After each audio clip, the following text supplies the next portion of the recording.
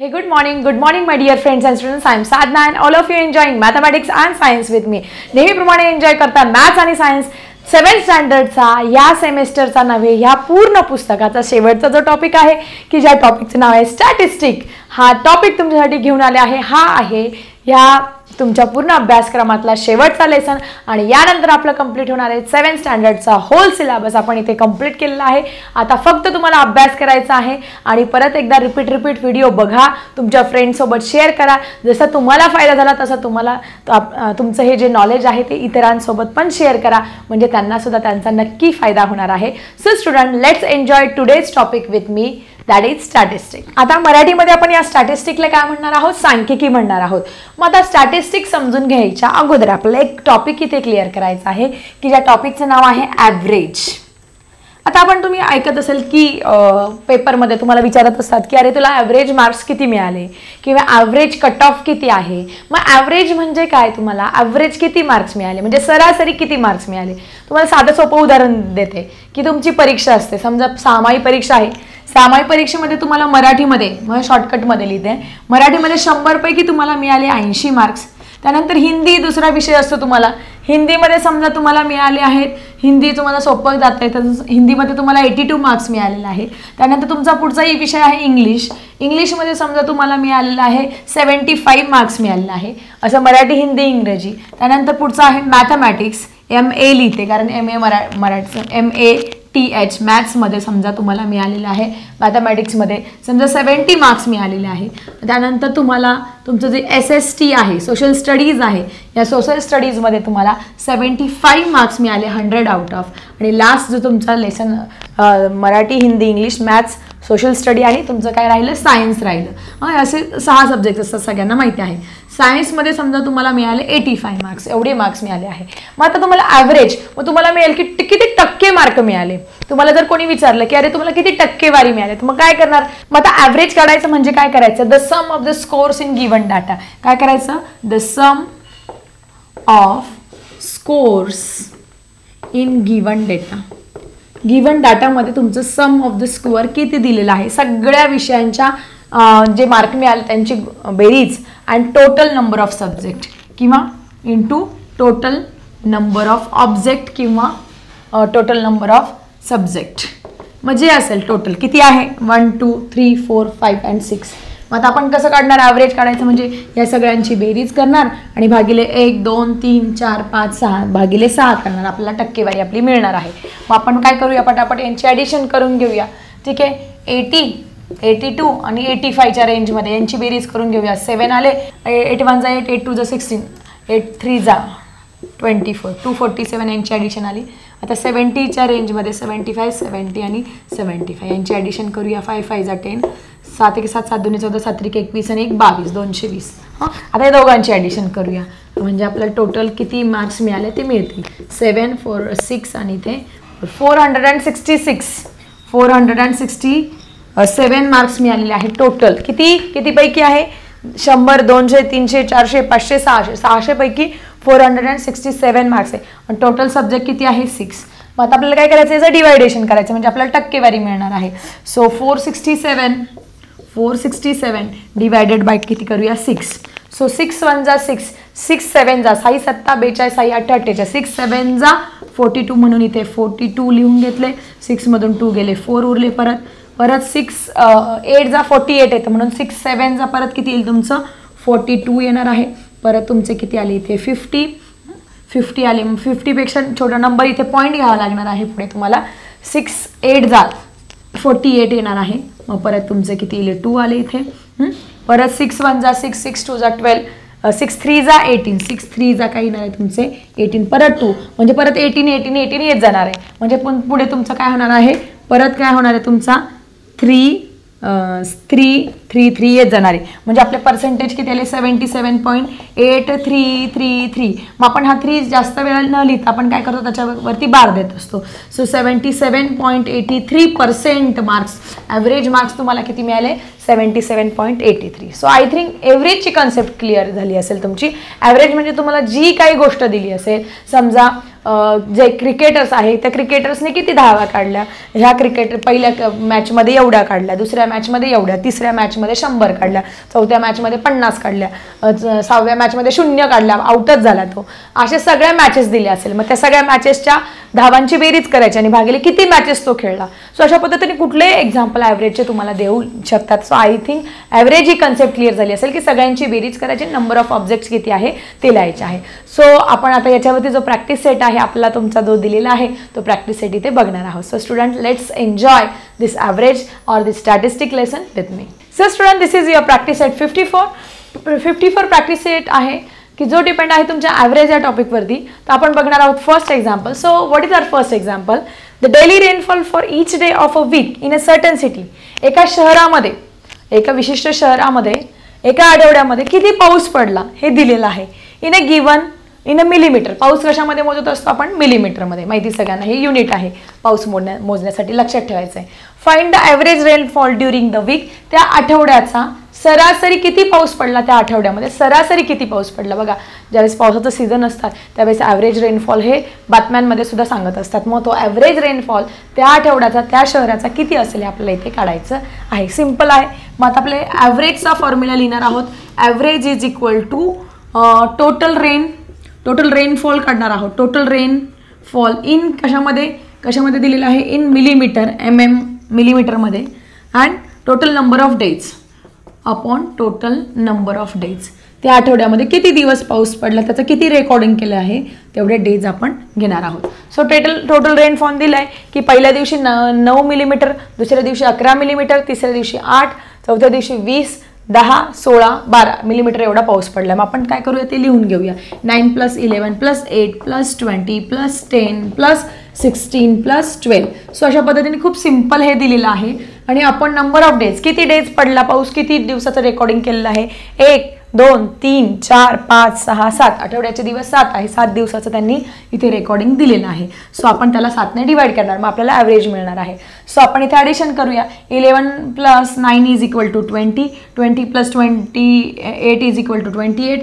इथे किती झाले तुमचे 6, किती झाले इथे 26 आणि +12 डिवायडेड बाय 7. मग आता आपण या सगळ्यांची इथे ॲडिशन करूया फटाफट. 20 + 28 ही ॲडिशन करायला बिलकुल काळजीपूर्वक करायची आहे आणि कंटाळा करायचा नाही, सगळ्यात महत्त्वाचं. 26 आणि इथे पुढे 12. सो 8 + 2 10, 10 + 6 16, कॅरी ओवर 1, 2, 4, 6, 7 आणि 8. सो किती आलं? 86. सगळ्यांची ॲडिशन किती आली? 86. आणि आता आपल्याला फक्त या 86ला 7ने इथे डिवाइड करायचं म्हणजे आपल्याला ॲव्हरेज रेनफॉल इथे मिळणार आहे. ठीक आहे. सो आपण 86ला 7ने डिवाइड करूया. सो 7 × 1 = 7, 7 × 2 = 14, 7 × 3 = 21. सो 7 × 2 = 14 आले. इथे 2 उरले. परत आपण पॉईंट घेणार आहोत. ठीक आहे. 7 × 1 = 7, 7 × 2 = 14, 7 × 3 = 21. नाही चालणार. सो 7 × 2 परत किती आलं तुमचं? 14 आलं. इथे 6 उरले तुमचे. मग 60पेक्षा छोटा नंबर 7च्या पाड्यामध्ये कोणता येतो? 7 × 9 = 63, 7 × 9 = 63 येतं. मग 63पेक्षा छोटा म्हणजे 7 × 8 = 56 आपण इथे घेतलेला आहे. म्हणजे परत आपलं 40 आलं. परत 40पेक्षा छोटा नंबर काय येईल तुमचा? 7 × 6 = 42 येतं. मग 7 × 6 मग 7 × 5 7 × 5 = 35 घेणार आहोत. 7 × 5 इथे घेतलं आपण. परत इथे काय आलं तुमचं? आता इकडे लिहिते मी, तुम्हाला दिसेल. 40मधून 35 गेले. परत तुमचे काय उरले? 5 उरले. परत 50 आलं. मग 50पेक्षा लेस नंबर. 7 × 6 = 42, 7 × 7 = 49, 7 × 7 काय येणार आहे तुमचे? 49. परत तुमचं 10 आला. 10 आल्यानंतर 7 × 1 = 7 म्हणजे इथे 12.2857. इथे परत 1 आला आणि परत 30. आणि परत पुढे काय होतं? ही प्रोसिजर जी आहे ती चालू असते. म्हणजे आपल्याला आन्सर काय मिळालं आहे तुमचं? 12.2857. मग आता आन्सर एवढं मोठं नाही लिहित बसायचं. ॲप्रॉक्झिमेट आपण काय करत असतो? ॲप्रॉक्झिमेट व्हॅल्यू करत असतो. पॉईंटच्या पुढे 4 पॉईंट काढायचे फक्त आणि ॲप्रॉक्झिमेट व्हॅल्यू तिथे लिहून द्यायची आहे. आणि एक लक्षात ठेवायचं, ज्यावेळेस या नंबरच्या पुढे जी 5च्या पुढे संख्या येत असेल, समजा इथे 8 आलेला आहे, त्या 8च्या पुढचा नंबर लिहून द्यायचा आहे. म्हणजे अप्रॉक्सिमेट रेनफॉल किती 12.29 mm हा झाला तुमचा अप्रॉक्सिमेट रेनफॉल त्या आठवड्याचा. ठीक आहे, ह्या 8च्या पुढची संख्या आपण 9 लिहून दिली, पुढचं लिहिण्याची गरज नाही. This is the approximate rainfall of that week in that certain city. So अशा पद्धतीने average total rainfall in millimetre, total number of days या सगळ्यांची बेरीज करायची, भागिले तेवढी संख्या करायची, झालं. खूप सिंपल एक्झाम्पल आहे. Okay, so student let's see the next example. So student this is the second example in your practice set. काय आहे एक्झाम्पल समजून घेऊया. सगळ्यात पहिले during annual function of a school, म्हणजे शाळेचं गॅदरिंग आहे, ॲन्युअल फंक्शन आहे. Woman self help group had set up a snack stall. म्हणजे महिला बचत गट असतं माहिती आहे, स्वयंसिद्धा गट असतात. तर महिला बचत गटाने काय केलं, एक स्नॅक्सचं त्यांचा काही स्नॅक्स फॉर एक्झाम्पल पाणीपुरी बनवतात किंवा हे बनवतात काय पुरणाची पोळी बनवत असतात किंवा थालीपीठ बनवत असतात, असेच त्यांनी स्टॉल्स मांडलेले आहे. असं एक एक्झाम्पल आहे. Their sales every hour were worth rupees. म्हणजे प्रत्येक तासाला त्या स्टॉलचा किती सेल झाला त्यांनी दिलेला आहे ॲव्हरेज. पहिल्या तासाला 960 रुपये, दुसऱ्या तासाला 830, then 945, then 800, 847, 970 असं तासाला काय झालं त्यांचा सेल होत गेला. मग त्यांनी काय विचारलंय, what was the average of the early sales. म्हणजे ताशी सरासरी किती सेल झाला हे आपल्याला इथे काढायचं आहे. सिंपल आहे, तुम्हाला सगळ्यांना माहिती आहे. पहिले आपण ॲव्हरेजचा फॉर्म्युला लिहून घेऊया. Average is equal to total sale. Total sale in कशामध्ये दिलेलं आहे, इन रुपीजमध्ये त्यांनी दिलेलं आहे. आणि total number of hours, total number of hours किती तासांचा दिलेला आहे तो आपण काढणार आहोत. मग त्या टोटल सेल लिहून घेऊया आपण. किती 960 plus 830 plus 945 plus 800 plus 847 and plus 970. So अशा पद्धतीने आपण सगळं लिहून घेतलेलं आहे. आणि किती तासांचं दिलेलं आहे मोजा. 1 1 2 3 4 5 6 आवर्स, 6 तासांमध्ये त्या बचत गटाने किती सेल केला हे त्यांनी आपल्याला दिलेलं आहे. मग आता काय करायचं, आपल्याला साधीसुधी याची ॲडिशन करणार आहोत. पहिले आपण 9चे सगळे एका साईडला काढूया आणि 8चे एका साईडला करूया, म्हणजे सिम्पल जाईल. 960 प्लस 945 प्लस 970 यांची ॲडिशन घेऊया. 5 6 प्लस 5 10 10 प्लस 7 17 9 1 9 9 2 18 9 3 27 27 प्लस 1 28. काही मुलं इथे बेरीज करायला कंटाळा करतात, त्याच्यामुळे उदाहरण चुकतं, त्याच्यामुळे इथे कंटाळा करायचा नाही. आता आपण 8ची सिरीज घेऊया. 830 ही ट्रिक आहे सोपं कॅल्क्युलेशन करण्यासाठी, किंवा तुम्ही डायरेक्टली सगळ्यांची ॲडिशन केली तरी चालणार आहे. ठीक आहे. सो इथे 7 झाले, 3 प्लस 4 7, 8 1 8 8 2 16, 8 3 24 24. मग आता आपण काय करणार, यांची ॲडिशन करणार. किती आली 2875 प्लस 2477 डिवायडेड बाय 6. या दोघांची काय करणार ते ॲडिशन करणार.